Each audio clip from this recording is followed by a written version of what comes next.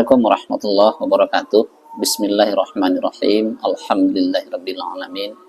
Wal aqibatu lil muttaqin. Wassalatu wassalamu ala asyrafil anbiya'i wal mursalin wa ala alihi wa ashabihi rasulillahi ajma'in.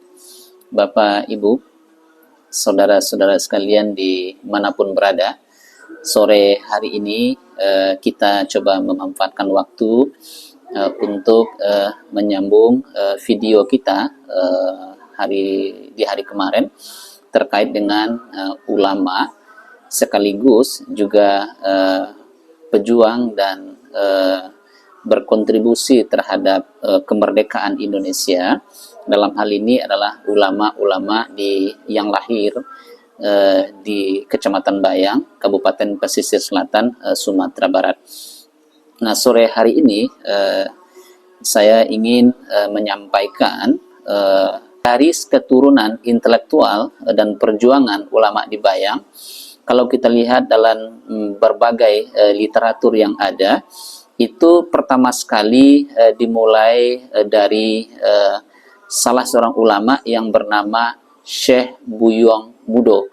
Nah, Syekh Buyong Mudo ini beliau aktif lebih kurang di tahun 1650 Masehi. Beliau ini berasal dari Pului-Pului, Kecamatan Bayang. Hari ini lebih terkenal dengan simbol wisatanya adalah Jembatan Akar atau Jembatan Aka. Nah, beliau ini termasuk sebagai salah ulama yang awal sekali di Bayang, yang terkenal mendirikan surau pergerakan Islam di Kecamatan Bayang, dan juga sebagai salah seorang tokoh dalam perjuangan ataupun perperangan melawan Belanda di Bayang. Kemudian ulama yang sezaman dengan beliau itu adalah ulama yang bernama Sidi Rajo. Nah, Sidi Rajo ini Sidi Rajo ini aktif di tahun 1663 sampai 1771.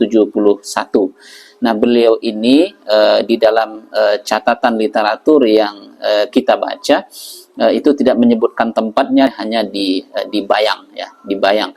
Tapi kampung kecil di Bayangnya di mana dalam literatur itu tidak kita temukan, kecuali hanya disebutkan di Bayang. Nah, beliau ini, Syekh Sidi Rajo ini sezaman dengan Syekh Buyong Mudo. Nah, beliau ini juga dikenal sebagai pahlawan lokal dalam perperangan Bayang melawan Belanda. Jadi Syekh Buyong Mudo dengan Syekh Sidi Rajo ini, beliau ini adalah hidup sezaman di tahun 1663 sampai 1671. Kemudian yang berikutnya, ulama yang ketiga dari Bayang itu adalah Syekh Muhammad Yatim.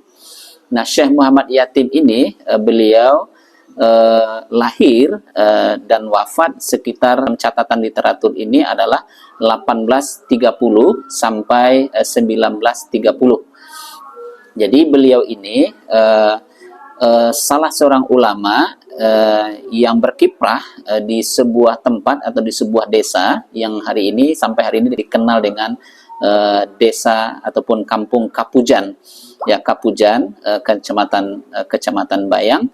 Nah, beliau ini merupakan penerus dari tradisi Syekh Buyong Mudo. Nah, tradisi dari Syekh Buyong Mudo itu tadi adalah sebagai salah seorang guru yang mendidik murid-muridnya di surau-surau di Kecamatan Bayang. Sekaligus beliau itu juga merupakan perjuang dan mendorong berkontribusi kepada kemerdekaan Indonesia. Kemudian Syekh Muhammad Yatim ini juga merupakan guru kepada Syekh Muhammad Dalil bin Muhammad Fatawi yang sudah kita bahas dalam video sebelumnya. Syekh Muhammad Dalil bin Muhammad Fatawi ini beliau itu dimakamkan di Masjid Raya Ganting, dan Syekh Muhammad Yatim ini merupakan guru dari Syekh Muhammad Dalil bin Muhammad Fatawi yang juga merupakan beliau adalah pendiri surau di Kapujan. Nanti ini mungkin bisa kita dalami, kita bisa cari datanya mungkin para pakar sejarah di Kapujannya itu, suraunya itu di mana, mungkin nanti para pakar sejarah bisa menggali datanya lebih mendalam terkait dengan Syekh Muhammad Yatim ini. Kemudian berikutnya adalah Syekh Muhammad Jamil, ya. Syekh Muhammad Jamil itu beliau aktif di lebih kurang tahun 1860 dan 1890. Nah, beliau ini dilahirkan di Kotobrapa, ya, Kecamatan Bayang. Beliau juga paralel, ya, atau bersamaan dengan Syekh Muhammad Yatim, juga berkiprah mendirikan dan mendidik masyarakat melalui surau-surau di Kecamatan Bayang, dan beliau ini juga dikenal dengan tokoh pendidikan untuk kaum tua di Kecamatan Bayang. Nah, kemudian yang kelima itu adalah Syekh Muhammad Dalil, ya, yang sudah kita sampaikan sebelumnya itu. Beliau ini merupakan generasi kelima, ya, ulama di Kecamatan Bayang, Syekh Muhammad Dalil bin Muhammad Fatawi. Nah, beliau ini berkiprah di tahun 1864 sampai tahun 1923. Seperti disampaikan sebelumnya, beliau ini asli putra Pancung Taba, Kecamatan Bayang, yang hari ini adalah termasuk Kecamatan Bayang Utara.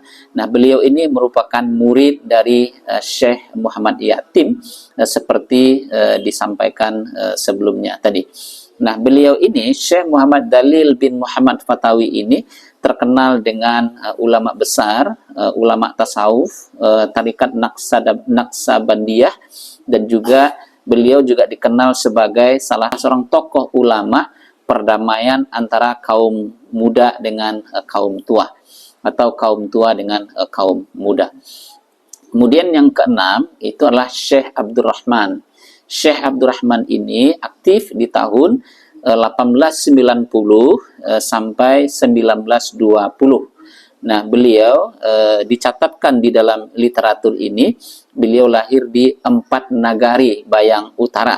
Ya, Empat Nagari ini mungkin perlu kita cek apakah Empat Nagari ini yang dimaksudkan adalah Asam Kumbang hari ini, ataupun Empat Nagari ini merupakan dulu sebuah tempat yang disebut sebagai Empat Nagari di Bayang Utara. Nah, Syekh Abdurrahman ini, beliau adalah kakek dari Haji Ilyas Yakub, yang sebelumnya sudah kita sampaikan. Haji Ilyas Yakub itu adalah salah seorang pahlawan nasional dari Kecamatan Bayang.